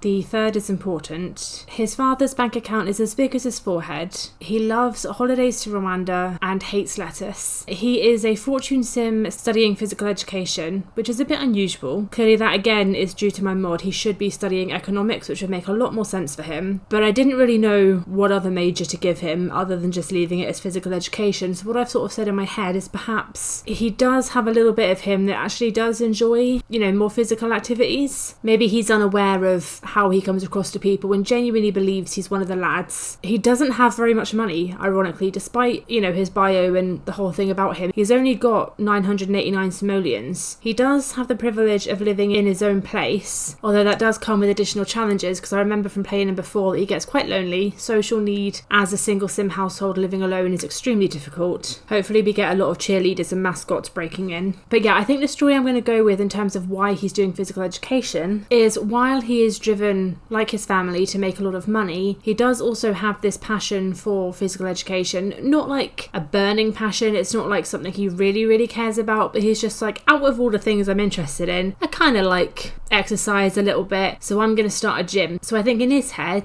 he's come to college to study how to manage gym, he's studying physical education, and perhaps his family aren't very happy with that because they're like, maybe you should do something more useful like economics. But because he's never been told no in his life, he's not listening. He's just doing what he wants to do and just completely convinced that because it's always worked out for him before, it's going to continue to always work out for him. So perhaps his family is starting to pull back on the money, but that'll also explain why he moves into a single sim apartment all on his own at the end of university as opposed to like a lavish mansion, is because I think his family sort of had enough and they're going to strip back the money and try to get him to stand on his own 2 feet a little bit. So he does come from wealth, but he doesn't have that much wealth at the moment moment, but I think at the moment in university, he's still not really got a sense of money, and he's still a bit oblivious to the fact that this is happening and fully believes that he's going to be supported outside of university. And I don't think it will be until he's an adult living in rented flats that he will really come to realise, oh wait, this is happening, I actually need to stand on my own 2 feet now. His bio says, Francis J Worthington III doesn't believe he needs any friends aside from the simoleons he keeps hidden under his mattress. He prefers to keep to himself and is hoping to join the secret society he keeps hearing about. Now, I don't think I'm going to pursue the secret society. If I'm honest, I can't be bothered. But yeah, that's probably where he's going to start. I imagine over time he's probably going to come to terms with the fact he actually does need to rely on people a little bit, and he's not just going to have money forever. But for now, he's still very much the entitled rich kid. So as he's doing physical education, he's going to need a fitness bike. So let's go ahead and buy him one and get him started on his first lot of skills. So I'm hoping that we can really get this body skill up in the early stages before his social need drains too much, because I do remember from last time I played the university households that was the biggest contender with Francis, is social. So yeah, the quicker we can get the body skill up, the better. Okay, so he's hit his body skill points, so he's going to pass for this year. We can definitely do better than that. Like I said, he does need to save up the money, so I think we'll work on mechanical next, because he doesn't have a mirror that I'm aware of, and I don't know if we can actually afford one. So yeah, it'll be mechanical next, and then we'll see after that if we can afford a mirror. Okay, so Francis has got that mechanical point as well, so it's just charisma he needs now. So let's see if we can afford a mirror. I mean, there are 3 he can afford. None of them are really his style, I would say. We could potentially call that one the best one. It's also the most expensive, but that's okay for now. So we'll get that one. He's now got 31 simoleons, which is okay. It means he won't be able to pay the bill straight away, and he's not going to refill the fridge for a couple of days. But what it will mean is he can get 1,200 for his next grant. So in the long run, it'll be okay. Besides, I get the impression that he doesn't really have a whole lot of money sense, because he's never had to scrimp and save. So he's not really thinking about saving at the moment, and it just happens that by the time he needs to pay the bills or get groceries, he's going to get a nice big grant fall in his lap again. So he's really close to getting that last skill point he needs. He does have class in like 10 minutes though, so it's going to be a race as to which comes first. And it's a skill, so he's now maxed out his skills for his first year, and all before his first class. It's so weird. Francis is nearly starving. I wanted to see how far he'd get before he cooks something, and he's still not cooking, even though cuisine is supposedly his favourite hobby. I mean, he cooked when I say cooked breakfast, he made cereal for breakfast because I told him to. But yesterday all he ate was a bag of crisps, and now he's just been picking out of the fridge. Are you going to cook something? No, he's just going to drink juice. I mean, this is clearly a man who's never had to do anything for himself in his life. He made some cereal and he went, wow, this is my favourite thing to do. I love cooking. But then he's never even going to attempt to cook anything or even make cereal ever again. Hopeless. Alright, so I'll have Francis finish up his 10th juice of the day, because that's all he's having for sustenance, I guess, and send him to bed before his first exam. So as expected, Francis got an A+, so he's got a nice big grant, so he can afford to pay the bills now. He does have class straight away, so we'll go and send him to that first off, and then he can come back and he can pay the bills, and also hire a repairman because he's busted the sink upstairs. And then we can have him get back to working out. Alright, so Francis has got all the body skill he needs, so he's passing again. So let's go and get him something to eat. We're going to graduate from cereal to TV dinners. He's growing as a person. So even though I've only got one sim to take care of, I must have zoned out at some point. I didn't realise that he'd left some rubbish outside. So we've got cockroaches. So we're going to have him come and pick this up and call an exterminator, and just hope he doesn't get flu overnight. Oh, the cow's dealing with the problem. Or maybe the cow's just trying to kill us, I'm not sure. I mean, she's killed the cockroaches. We'll see if Francis also dies. Alright, it looks like all the services are here, so hopefully our repairs and extermination will be done soon. Not that the extermination needs doing anymore, but we've got the gardener here as well. Everybody's here. Francis feels right at home with a lot of people working for him, and without him having to lift a finger. Alright, and he's just going to have some toast, and then he'll head off to his next exam. So he's got a C, so, you know, he passed, just about. So this year he needs body and charisma. So let's get working on the next sort of skills. Oh hey, in terms of little details I just noticed. Look at that. Mature. I do think this is going to be a pretty quick one with Francis. Some of them are going to be, I think I addressed it last episode, that some of the university households there's going to be new relationships. Obviously Mickey Dosser got someone pregnant, you know, things like that are going to happen. But then some are going to be like this, where he's just studying, hitting average grades, not doing anything spectacular, not really talking to anybody, and it's probably going to be quite quick. But I feel it's good to include it anyway. I mean, personally, that's how I like doing things, is sometimes things are action-packed and there's a lot going on and it's a super jam-packed episode, and other times things are a little bit more calm and there's not a whole lot going on, and that's just kind of like real life really, so that's why I'm not mad about it. He is almost at the top of that skill though, so hopefully we can get him that body skill point before class, and then tomorrow we can work on charisma. There you go, so he's got that body skill point, so he's at a passing grade. Alright, let's see if he's willing to do some charisma skill building, because his social's pretty low, so I'm a little bit worried that he won't stick with it. Hopefully somebody comes by soon so we can build that social skill up a little bit. He's given up already. He's really lonely. So yeah, we've had no luck on the charisma. We did do a little bit, but not a whole lot. But his knees are doing a little bit better now, and we're just going to get his fun up a little bit before class, and hopefully that's enough to carry him through on the body skill tomorrow to actually pass and not end up on academic probation or anything. Alright, so let's have Francis head to bed, ready for his third lot of exams. So let's see what he gets. Alright, so we finished with a C+.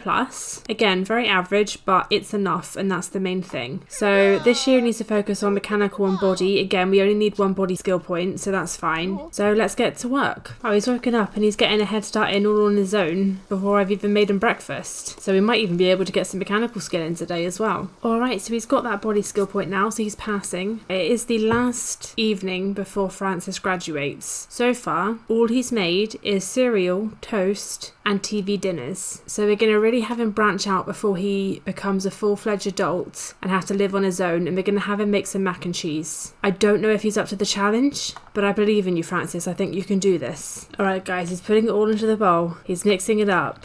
They look like spaghetti hoops, but I suppose that's just what macaroni looks like. So far, so good. Into the pan, and now comes the tricky part. Francis, can you manage this? He's tasting it, he's stirring it, he's adding some salt. It looks golden brown, and that is one perfect bowl of mac and cheese. Good job, Francis. You are ready to become an adult. So on that note, let's get him ready for bed and ready for his final exam tomorrow. So let's wait and see how he does. Alright, so Francis's final grade is a C+. So he has graduated. I imagine that this is probably the point, as he's just graduated, that he's probably called his parents, told them what grade he got, told them he's looking forward to coming home, and this is probably the point where they're telling him that's not going to happen and that he needs to stand on his own 2 feet, and that they're not going to give him endless amounts of money anymore, and he needs to figure it out himself. I don't suppose they're very happy with the fact he only got a C+, especially bearing in mind his degree is in physical education. I mean, I think they were disappointed that he chose that in the first place, but they're even more disappointed that he only got a C+. So instead, he's going to have to move back to the Strangetown apartments and figure out himself with the £1,600 that he's currently got and nothing more. And he's probably reeling a little bit. He's not happy with that. Obviously, he's only just learned how to cook mac and cheese. Like, he's got no idea how to live alone. But I think he will like it eventually. I think, you know, it's been quite a lonely experience, and even though his personal bio says about him not needing anybody except money, he probably feels that way right now. But I reckon that give it time and he'll come round to the idea of needing actual people for reasons other than to make more money. So I think he will eventually come to like apartment living, but at the moment I think he just sees himself as above it. He thinks he deserves a big house all to himself. He's probably feeling a little bit lost at the moment. So that's the last lot of bills paid. So let's send him back to Strangetown.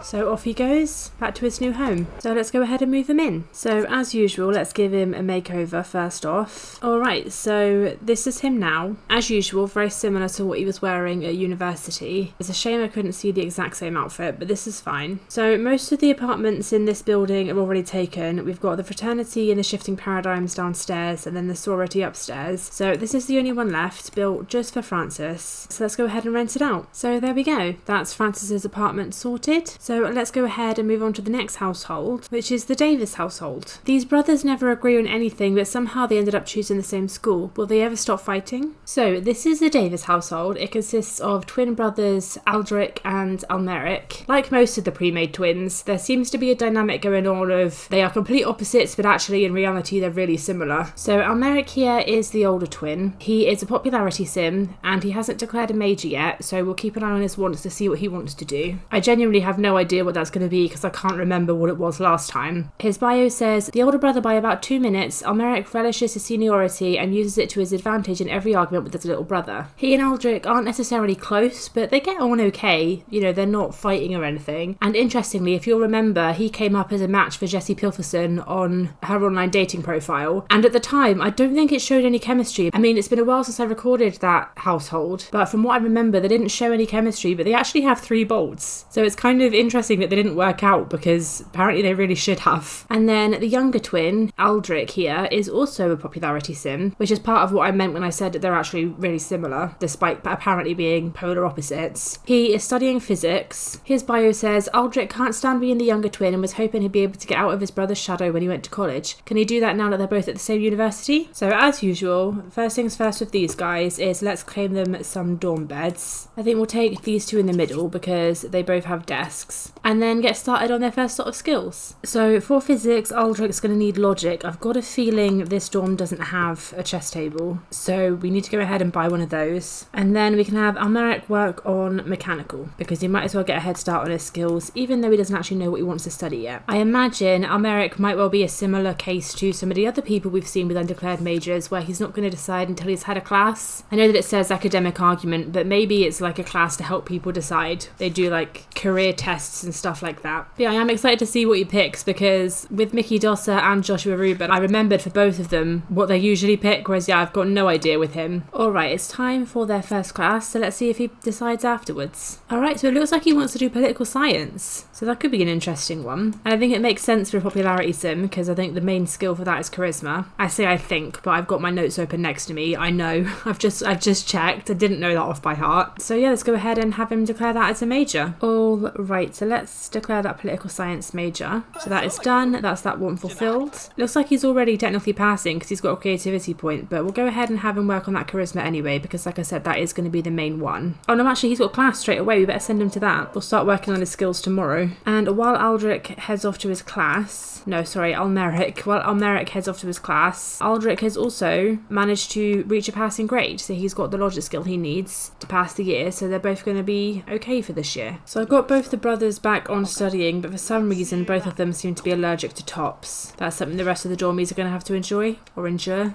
I'm not sure. Cool, Almeric is getting his charisma skill up really fast. He's really good at it. I think that there is a thing where people are better and worse at certain skills based on their personalities. So, I mean, he's quite outgoing, so that probably helps. But he's just got 2 charisma skill in 2 hours, which is pretty impressive, I think. Especially considering how long it seems to take some people. Okay, so it's a night at their first lot of exams, so let's get them into bed and see how they do tomorrow. Alright, so as expected, both of them got A stars. So both of them had their first class really quite late in the day, so let's go ahead and get them started on their sort of skills. So both of these guys need logic, so we're gonna have them come and play some chess together, see if we can't get their relationship up a little bit, because like I said, at the beginning they do get on, they're just not friends or anything yet, and they hung out for a little bit last night, but let's see if we can't get them bonding a lot more, because they do have quite a lot in common. I know I mentioned at the beginning that they're both popularity aspirations, but they do also, like again, many of the twins that are pre-made have exactly the same personality, although I didn't realise that Aldrich didn't have very much logic to go at all, so he is done with that, so he can move on. They've hung out for a little bit anyway, and they're not far away from becoming friends. Maybe this university experience will bond them. Maybe the whole point of their bios being like, oh, Aldrich wants to, you know, get out of Almeric's shadow and all of that stuff. You know, maybe this is what it's really about, is getting them friends, getting them equal with each other. Alright, let's get them into bed, ready for their second lot of exams tomorrow. And once again, both of them got A stars. I wonder if one of these two are going going to be the first to be our perfect student. So Almeric's class is straight away, so let's send him off to that and get Aldrich working on his next lot of skills. I do not understand how Aldrich's fun is so low when logic is his main skill. Like, all he does is play games and somehow he's still not having fun. Maybe he just hates chess. Alright, so Almeric has managed to achieve a passing grade, and I believe Aldrich is very close. Yeah, very, very close. So that's another year down for these guys. And it's not even the end of the first day of junior year, so there is definitely still hope for one or both of them to get A stars as well. But wouldn't it be cool if they both ended up being the first perfect students? That would definitely be something for them to bond over, wouldn't it? The first and possibly only perfect students of this Uberhood. At least for the first round, anyway. Okay, so Aldrich is actually really close to getting the last skill he needs to get an A star, so he has not got far for that at all. And he's done it, so he's now going to be passing it with flying colours. Almeric isn't there yet, but he is at class. He gets back soon, and I don't know how far away he is. He's got 2 logic points to go. He may or may not be able to do that today, but we'll have to see what we can squeeze in. I mean, I know I said it'd be good if they could both be the first perfect students, but bearing in mind Aldrich is sick of living in Almeric's shadow, it might be kind of nice for him to get it alone, so he doesn't even have to share the spotlight. So we're getting quite late in the day, and Almeric does still only have 1 point left, and he's halfway up the bar, but he's been building it quite slowly, so I don't know if he's actually going to make it or not. So it might be that he gets knocked out of the running for perfect student, so it might be that it's not much longer until Almeric is actually living in Aldrich's shadow. So yeah, he got really close, but not quite there. I mean, it's not the end of the day yet, but we're just having him grab something to eat for tea. I'm not going to force him to do any more studying. So yeah, if he wants to go and study some more logic, he's more than welcome. He's really not got long to go, but if he doesn't and he wants to just do something else, chat with people, play video games, whatever, that's up to him. I'm not going to make him. Alright, so he's decided to spend most of his night either chatting to people or playing darts, and so hasn't got that last bit of logic skill. So yeah, it looks like he's not going to get an A star tomorrow, while Aldrich will. I am genuinely, I know I'm playing up a little bit, but I am genuinely interested to see if Aldrich can pull off the perfect student. So let's send him to bed,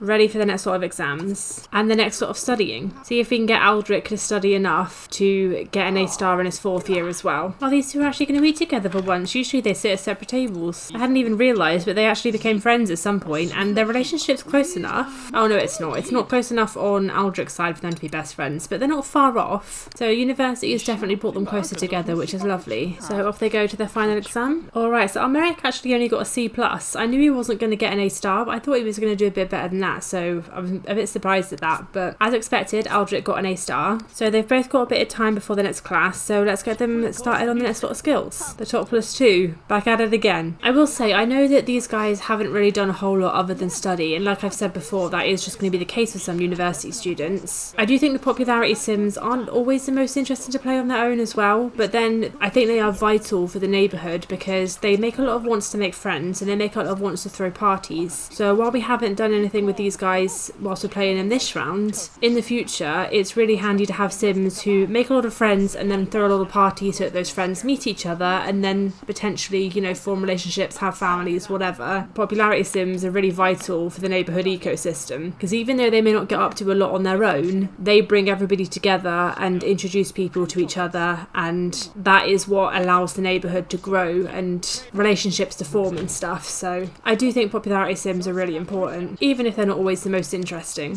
What is going on here? Why do you look so sad, Aldrich? What happened? Has he super glued his hands to his hips or something? He looks so sad, but he's trying his best. Oh, I see what it is. He's looking out the window and he's gotten stuck. I've never seen that before. Well, hopefully he just snaps out of it at some point because that's really weird. So he's waking up and he's not snapped out of it. So I might have to reset him, but I'm hoping he just snaps out of it when he goes to class. I think when it gets stuck when they play chess, they just have to play chess again. So either he'll go to class or he'll look out the window again or something. It's just really odd at the moment. If nothing else, it should fix when they like move out tomorrow, right? I hope so anyway. So it's next day. Neither of the boys have passed yet, although Almeric is extremely close. Well, there we go. He's just got that last skill point. So Almeric is going to pass. Aldrich at the moment, I mean, on top of being stuck, he's struggling to get to a passing grade. I mean, I think he will. I'm not worried about him failing out, but I'm not sure at the moment if he's going to be an A-star student, if I'm being honest, which would be a real shame shame. I mean, maybe that's why he looks so sad, because he knows it's not going to happen, but somebody's got to. I'm surprised nobody's done it yet. Somebody's got to before the end of round 1. Alright, so Aldrich is currently being yelled at by the coach, but we're just ignoring him, that's fine. He did manage to get that logic skill point, so he is definitely going to pass, as is Almeric. But yeah, he needs 2 cooking skill points, so it's definitely going to be touch and go, but it's possible. So we'll have to keep an eye. I really hope he gets it. I'm rooting for him. I didn't even notice, but I came back to this and Aldrich is being forced to work out again. Maybe the coach just genuinely thinks he's helping, thinks that he's got like a cramp or something and needs to just stretch it out. Alright, so I don't think that he's going to manage to get that last point, because I do just think it's a little bit too late in the day. So unfortunately, Aldrich is not going to be our first perfect student. But both of the boys are going to pass, so that's better than nothing. And even though he's not going to get an A star, he's still done really well. So you don't need to look so sad, Aldrich.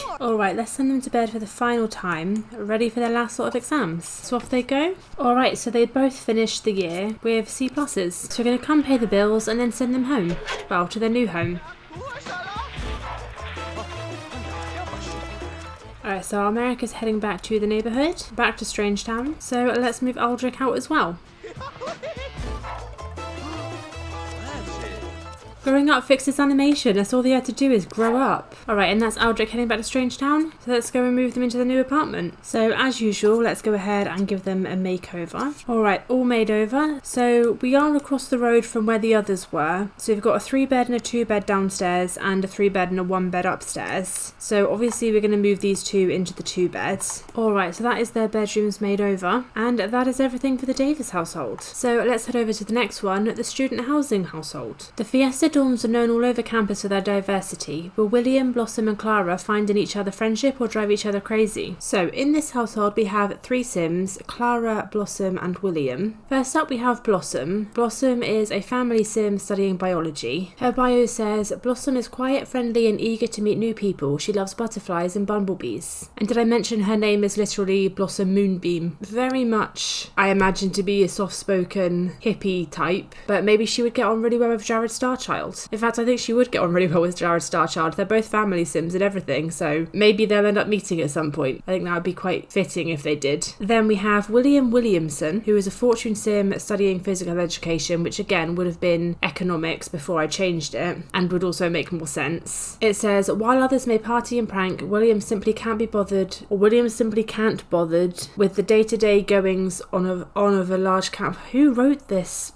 bio? William simply can't be bothered by the day-to-day goings-on of a large campus. Maybe it should be isn't. William simply isn't bothered by the day-to-day goings-on of a large campus. He's at school for one reason and one reason alone, to become a successful businessman. So I imagine that similar to Francis, maybe he thinks that there's money in owning a gym or something and that's why he's doing physical education, although I think that William is less privileged and more motivated than Francis. But I guess we'll have to see. We'll have to see how he ends up performing in university. But perhaps there's currently like a fitness boom where everybody's super motivated to go to the gyms, and so gyms are where their money's at. I don't know. And finally we have Clara von der Stein. She is a knowledge Sim studying political science. Her bio says, though Clara was at first excited about studying abroad, she finds Fiesta a bit provincial and her fellow students strange. She's not interested in spending time with anyone really, and is working to overcome an espresso addiction. So I imagine she probably is German, I guess, come over from Germany, but perhaps a bit bold for her to say that her fellow students are strange when this is literally the university attached to Strangetown. She probably could have figured that one out before she came. So that is the student housing bunch. Alright, so first things first, let's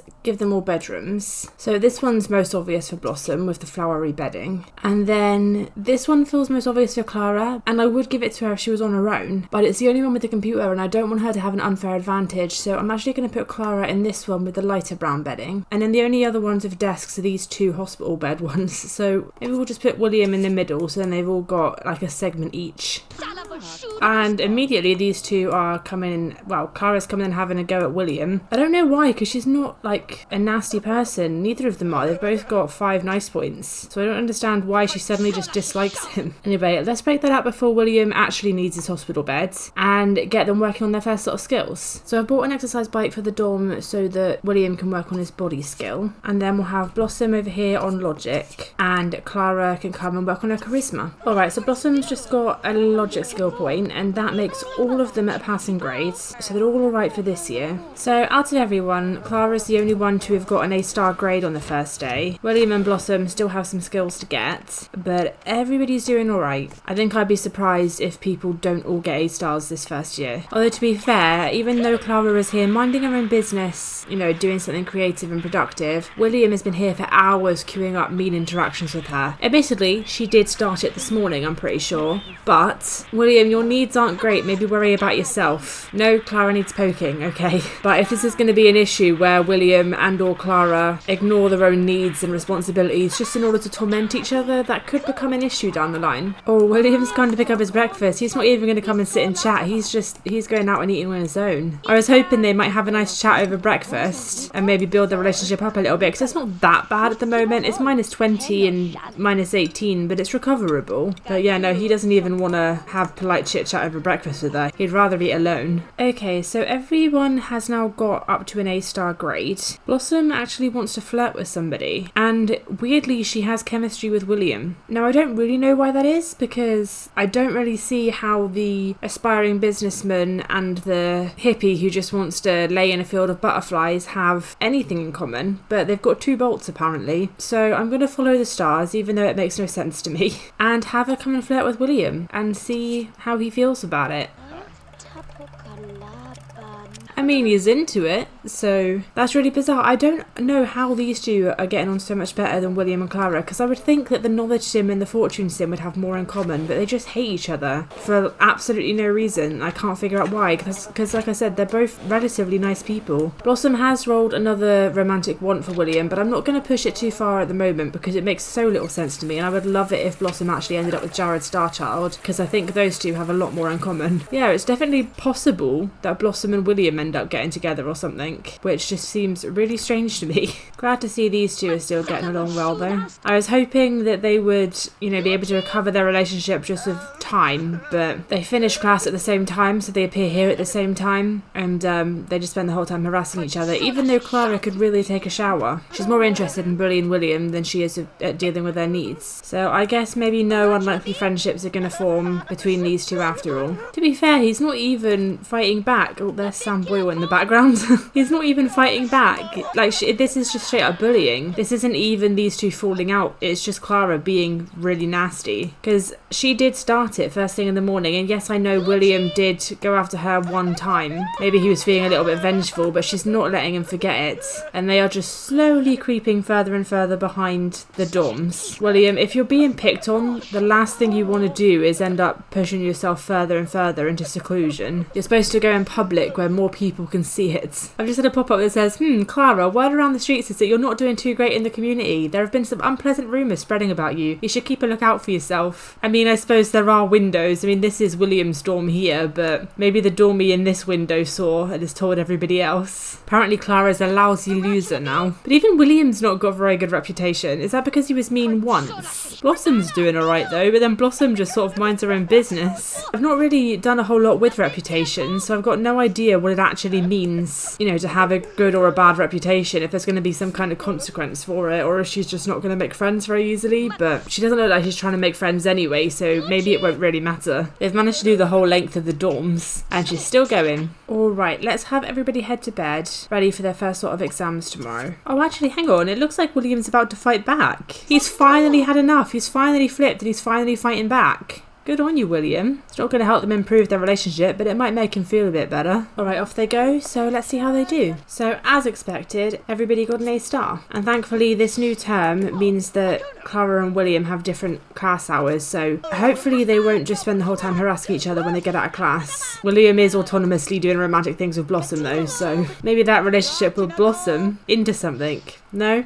Okay, right, let's send William off to class, because he has that basically straight away, and then get Blossom and Clara working on the next lot of skills. I'm curious, I feel like these two are going to end up failing out of college or something stupid, just because instead of focusing on their fun needs, they're too busy bullying each other. And if they do, it serves them both right, but it is getting more and more violent. We've gone from poking to shoving and slapping now, so I imagine it's only a matter of time before this becomes a full-blown fist fight. Alright, so Blossom is very close to getting her next skill point, which should get her at a passing grade. There we go. go. So she's done that. So Blossom is passing. She is the only one so far, and she might remain the only one, but we'll see. You know, as much as it is annoying that these two keep fighting with each other, if it's going to get William's social up, then maybe it'll help, because that is one of the things he's struggling with at the moment. It's not going to help either of their funds. Like I said, they're probably both going to fail at some point. But yeah, William's social's going up, so that's okay. It looks like they have made proper enemies as well, though, and yet they have fleeting chemistry. That's very strange. They didn't have chemistry when they got on, or maybe not got on, but were neutral towards each other, and yet every now and again chemistry pops up now that they absolutely fucking hate each other. Maybe that's just what gets them off, I don't know. Maybe they just are attracted to anger. Oh no, now William's got the reputation thing. Both of them, for some reason, I still don't understand why it's happened, but because they just randomly took a dislike to each other, they've both ruined their own reputations. They've both got reputations as being really nasty and horrible people, which, to be fair, probably isn't incorrect. And yet they both get on alright with other people. It's just each other that they can't stand. Oh, okay. And it's escalated. We all saw it coming. This isn't a surprise whatsoever. It is nearly the end of the day, and this is what these two would rather do than study. So at the moment, both of them are going to fail the year, which is fine. You know, they've made their bed, they can lie in it. If they would rather do this than actually get their degrees, that is their choice. Looks like William's trying to get some last minute studying in, but will it be enough? Probably not, given that Clara's come to get revenge for him beating her earlier. Alright, let's have everyone head to bed, ready for their next lot of exams tomorrow. Blossom has got an early night, but then, to be fair, she's trying to stay well out of the drama and actually get her degree. She's the only one who's going to pass at the moment. Alright, so we're just going to have them get some breakfast. Clara is still in bed, but Blossom and William are going to have some breakfast and then head off to their exams and face the music. Alright, so as expected, both William and Clara are on academic probation, and Blossom got a B. Interestingly, despite it fulfilling fears for both of them, I think William and Clara's aspiration was high enough that neither of them are actually going to have a breakdown over it. What Clara is going to come and do is come and harass William. She clearly hasn't realised that this is the reason she's ended up on academic probation. Clearly she just blames him. So it's all your fault, how dare you. She doesn't realise that she's actually got probably an even bigger part than him to play in this. So let's send William off to class and then have Clara and Blossom work on their skills. Clara probably won't, because she's in such a bad mood, because obviously she's more fixated on William than she is on her own fun need, but we can queue it up anyway, and we can certainly get Blossom somewhere. Just because Clara and William are fucking their lives up doesn't mean Blossom has to. Alright, so Blossom has got her logic skill point needed for passing the year, so Blossom is going to pass. Now we just need to see if we can keep these two lovebirds away from each other for long enough for them to pass as well, because if they don't, they're going to fail out of college completely, and I don't even care anymore. They've made the bed, they can lie in it together. I am not convinced that these two aren't in love. You know, I think that bolt of chemistry that kept popping up and then disappearing again, I think that was them trying to deny their feelings for each other. See, it's there, it's back again. Their relationship could not be any worse. They're sworn enemies, and yet they've got a little bit of chemistry. And now they're trying to distract themselves by bird watching, I guess. They're just trying desperately to pretend it's not true. So this is unprecedented. Blossom here, she's studying biology, and Sam Boyle, our stalker professor, is her teacher. She's not only chosen to make friends with him, but she now wants to not only be his best friend, but she wants to play with him, so we're actually going to invite him over. For once, he's not going to just be stalking our Sims. Our Sims are actually going to invite him over, so I guess now we're going to see if he's just the socially awkward, doesn't really realise how creepy he's being kind of person, or if he's the wear Blossom's face as a mask kind of person. I think it's pretty fitting that out of all the people, Blossom is the one to try and bridge that gap. She's the one to look past the potential oddness of Sam and try and actually make a friend. Alright, so he's on his way. Alright, here he comes. So let's invite him in. Oh, she's being so welcoming. That's so sweet. So what shall we play? I mean, we could play a game. We could play catch, rock, paper, scissors, kicky bag, or we could just tickle him. Let's make it weird. I mean, he likes it, so... Yeah, no, these two seem to genuinely be getting on really well, which is kind of sweet, but also a little bit worrying. It's quite nice that she's given him a chance. She's given him more of a chance than I have, I'll give her that much. Maybe he is just a lonely dude. Yeah, maybe he just doesn't realise that it comes across a bit creepy for him to keep turning up at his students and not his students' accommodations. But I mean, Blossom's still got her face, so maybe he's not that bad. As for these two, they've still not really done any studying, so they are almost certainly going to fail out tomorrow, thanks to their stupid little feud. You two could really take some lessons from Blossom. She's a goddamn delight. Oh, Sam's giving her the lowdown on William losing the fight to Clara.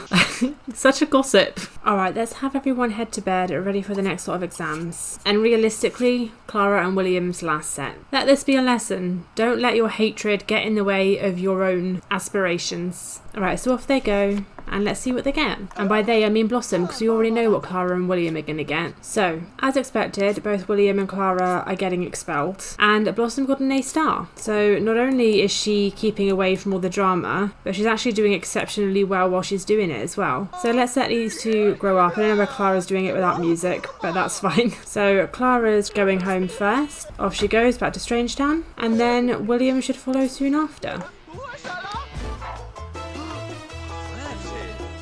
I don't know why he got music and Clara didn't, but that's fine. And William's heading back to Strangetown as well. So those two can hopefully figure out their differences while we stay in university with Blossom and actually do something with our lives. I have to say it's going to be a lot more peaceful now that those two are gone, because Blossom just likes everybody, she makes friends with everybody. Best friends apparently. No drama. We love it. The mood on the dorm just seems a lot lighter now that Clara and William are gone, and I think that's what they're talking about, bearing in mind Blossom just spoke about probation. I think everybody, including all the dormies, just seem happier. They just seem a bit lighter. Unfortunately for Blossom, she is going to have to move in with them again in a year, but we can just pretend that's not happening right now and just enjoy her time on the nice, peaceful, quiet, lovely dorm. Blossom is extremely close to getting the logic skill point she needs to pass, so she at least isn't going to have any problems with graduating. And there we go. So Blossom is ready to graduate. So Blossom has finished all of her skills for the year, so she's going to graduate with an A star. Unfortunately, she did drop things in like year 2 or something, so she's not going to get an A star overall, which is a shame because she could have been our first perfect student, but she's not going to be. So Blossom's just woken up this morning. She's having a little read in bed before she gets out. She does that quite a lot. I love seeing when they have their own little routines, and I just let them do things autonomously. Quite often they create their own little routines and habits, and Blossoms is reading first thing in the morning in bed. So she's about to head off to her final exam. So she actually didn't get the A star I thought she was going to. She only got an A. I say only, but it's not quite as high as I thought she was going to. Bearing in mind she had a really good year, I'm surprised that she dropped just that little bit. I don't know why that happened, but it's okay. Like I said, she wasn't on track to being a perfect student or anything, so it's not that big a deal. So let's go and have Blossom pay the bills and then head back to Strangetown to move in with Clara and William and give up this lovely, peaceful, calm life to go and live amongst the chaos. I have considered, by the way, just not moving Clara and William in together and having Blossom just move in with one of them and separating them, but I don't want to. They probably will naturally separate at some point. They'll probably pair up and move into other places with other people eventually, but to begin with, they don't have loads and loads of money, so to begin with, they're just going to have to live where they are with each other and hate each other, and hopefully it doesn't cause too many issues for Blossom. But yeah, in the meantime, they're just all going to have to put up with a really unpleasant living situation. Anyway, let's have Blossom move back to Strangetown. Alright, so Blossom's heading back to Strangetown, so let's go and join him in the new apartment. So first off, as usual, let's make them over. Alright, so I couldn't find any of their actual outfits, but I've picked stuff that I think is pretty close to what they might wear. This is what I've got for Blossom. So let's have them get a loan and rent an apartment. I'm going to put these guys downstairs opposite the Davis brothers. Alright, that is the bedrooms made over, and we're done with the student housing household. So let's head over to the final household of the episode, Stella Terrano. Stella has definitely come a long way from home. Will a diverse campus like this one offer enough opportunity for even her to fit in? So this is Stella Terrano. First things first, for those of you who already know her, she's not green, as you can see. I know I've mentioned it a few times, but I'm gonna keep mentioning it a few times just in case people didn't see those episodes or people didn't hear me or whatever, but I'm not playing with supernaturals in this Let's Play. So all the supernatural sims, all the aliens, all the plant sims will be given normal skin tones, normal eye colours, and be considered just human. With some, like PT9, I'm going to have to give him plastic surgery because his face is so clearly alien. Now Stella does have some alien features, most notably her eyes are quite massive, but they don't look unnaturally so in my opinion, they're just very big. So I'm happy to keep her face as it is, even though it does still look a little bit alien with like the massive eyes. Like I said, I don't think it's unnaturally so, I think it's just, you know, a bit of a unique face. So Stella is a knowledge sim, she's studying physics. Her bio says, Stella loves reading and studying and is completely thrilled about being in college. She has a weakness for cookies. So of course her story is that she's an alien who's come down to Earth to study. Clearly playing this in a realistic world without aliens. Obviously that's not the case, but you know, I haven't decided yet if I want her story to be that she's come from abroad, maybe come to England to study, or what her story is. I haven't really thought that far ahead. So first things first is she needs a dorm room. Now she's in a really small dorm. It's only got 5 rooms and it looks like only 2 of those have desks. So we might as well put her right in the middle here and then we can start work on her skills. So naturally being a physics major, Stella's going to be doing a lot of logic, so she's probably going to spend most of her time over here on this chessboard. But I am hopeful that the combination of Stella being a knowledge sim and being on a dorm where she doesn't have to cook, but also being on a small dorm where there's not any major distractions and everything is quite, you know, conveniently located, all squished in together a little bit. I'm hopeful that she could be our first perfect student. It's a bit early to call it, bear in mind she hasn't sat a single exam yet, but I'm placing my bets now. I'm hopeful that it's going to happen. So I hadn't really thought about it too much because I hadn't planned anything out in advance, but I'm just sort of trying to figure out what Stella's story might well be, because obviously if she's not an alien, there's obviously something alien-like there, or at least I want to connect her to aliens in some way, even though they don't exist in this universe. So I've put her lifetime one as become a mad scientist, so she wants to work in a science career, and she's also studying physics, so maybe she wants to actually be like an astrophysicist or something like that, and she sort of believes in aliens, and her dream, like her absolute dream, would be for her to be the one to make contact with them. So maybe she's like really into aliens even though she isn't one, and that's what she would love to do. Because I suppose much like real life, in this world aliens may or may not exist. I'm here saying they don't exist. Well, they don't exist in terms of the way they usually exist in The Sims, but that doesn't mean they never exist at all. Maybe they do, who knows, but they're not living on this planet. So yeah, maybe Stella wants to be the one to make contact with aliens, and that's why she's studying physics, is she wants to be a scientist, an alien communicator. Alright, so Stella's actually got all of her skills needed for the year in day 1, so she's going to be an A-star student. So let's grab her something to eat, and then tomorrow we'll start working through her wants, which are most likely study based. At the moment they certainly are anyway, and see if we can just ensure that A-star, because we've obviously had it in the past where it looks like people are going to get an A-star but then they don't because they don't fill this bar quite enough. So you know, we'll make sure of it.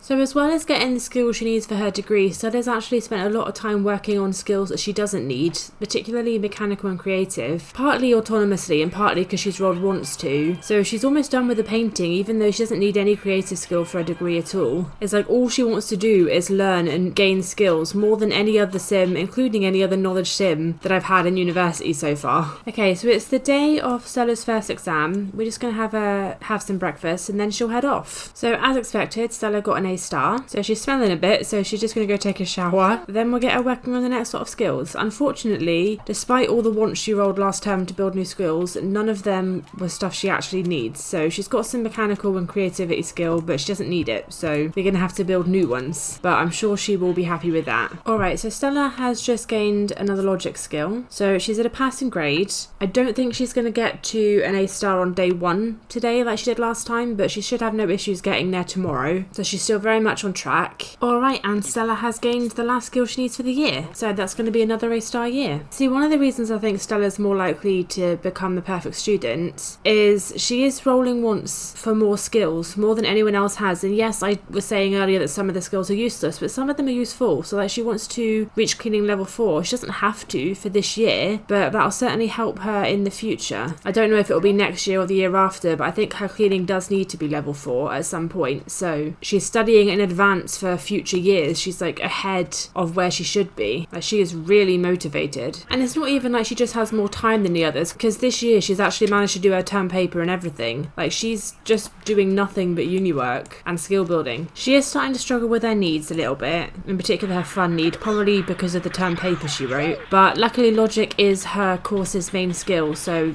tomorrow we should be able to do some more logic skill after our exam, and that should build that back up again. She's also playing video games, as you can see, so she is figuring it out. But for now, let's send her to bed ready for her exam in the morning. So that's another A-star in the bag for Stella. The cleaning skill she got didn't quite get her over the mark for what she needs this year, but she's one skill closer, so it'll make this year a little easier, if nothing else. So she's only got 2 skills she needs to learn this year, so let's get her learning them. Alright, and with that cleaning skill point, that is another year of skills learned for Stella. Another A-star. And she's not even even gone to her first class yet. It's still day one. She's just flying through university easily. I have to say, while it is nice that she's flying through it so easily, and like I said, I am quite interested to see if she is going to be the first perfect student, because it's looking more and more likely. She's literally not doing anything except working on schoolwork, so there's not a whole lot to show in terms of this video. So we've probably flown through this quite fast. I am a little concerned about that fun need again, because I've locked in the want to write her term paper, so that's what she'll be doing tomorrow. And yeah, if she doesn't take care of that fun need, she could have an issue. Stella, come on, please be our first perfect student. Don't fall at the last hurdle. You don't have to mop this up. Go do something fun. Oh, she is going to. She's going to go paint. I mean, as always, it's also a skill building exercise, so whether she's doing it for fun or not, I don't know, but she's going to get fun, so she's figuring it out. So she's just working on her term paper now to get that class performance up, and that is another term paper down. Alright, so Stella's fun need is once again really low. Again, I think it's to do with her term paper. I think that just drains their fun really fast or something. But we're going to have her head to bed, ready for next sort of exams tomorrow, and hopefully we can get that fun need back up so that she can actually pass them, because it'd be a real shame if she dropped this perfect student thing right at the last hurdle in her last year. So hopefully we can keep it up just for one last year. Alright, so she goes to her next sort of exams, and that is another A star. So she just needs 3 more skills to get another A star, but as I said, her fun need's pretty low, although one of them is logic, so hopefully we can get the fun need up by playing some chess, and hopefully that'll carry her through. So Stella's decided to do something that's actually fun instead. She's come to dance to some metal. It's getting her fun up, so that's the main thing. We don't need to get it up too far because she's going to build her logic skill. We just need to get it up enough that she accepts playing chess. So let's see if that's enough. She's so happy, look at her.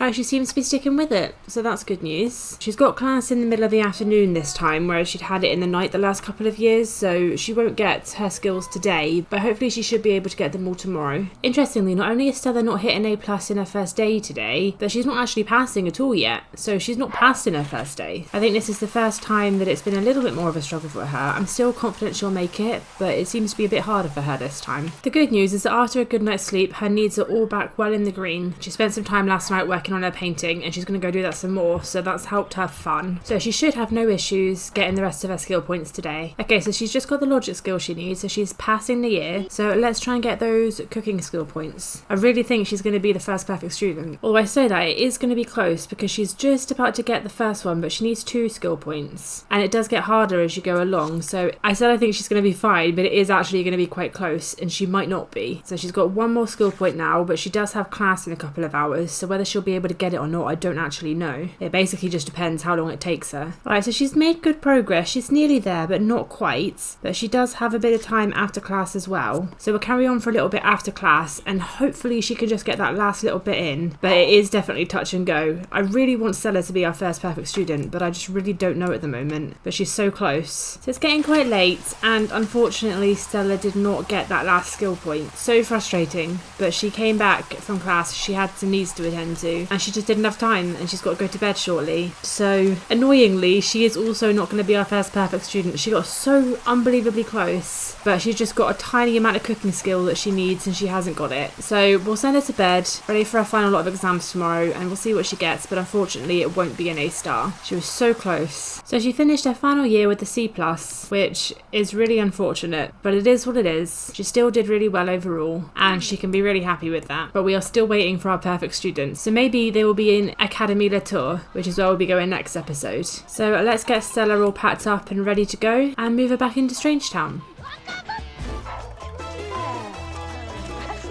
Alrighty, and off she goes back to Strangetown. So let's go move her in. So as usual, we'll make her over. There we go, all made over, back into her original outfit. So let's go and rent that apartment. We've got the Davis brothers and the student housing household downstairs. So we're going to put Stella up here in this single bed place. Okay, so there's her bedroom. I wasn't sure if the covers were a little bit childish or not, but I don't really care. She clearly likes pink, and she's got all over her dress like various things that look like leaves and flowers and stuff. So she obviously likes flowers as well, so maybe she'll change it eventually, maybe she won't. But anyway, that is it for Stella and the whole of La Fiesta Tech. Next episode will be the final Bumper University episode. We'll be going over to Academy Le Tour and visiting those 6 households, and then we can head back to Pleasantview. So if you were here, thank you for watching. Feel free to like, comment, subscribe if you wanna, and I will see you soon.